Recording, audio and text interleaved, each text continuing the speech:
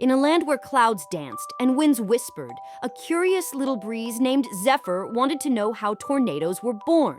Zephyr asked the wise old oak, who said, "When warm and cold winds play too rough, they spin into a twister." Zephyr giggled and decided to try it.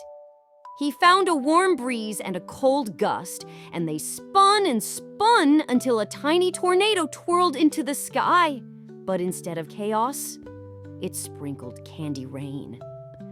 The townsfolk cheered, and Zephyr learned that sometimes unexpected magic happens when you least expect it.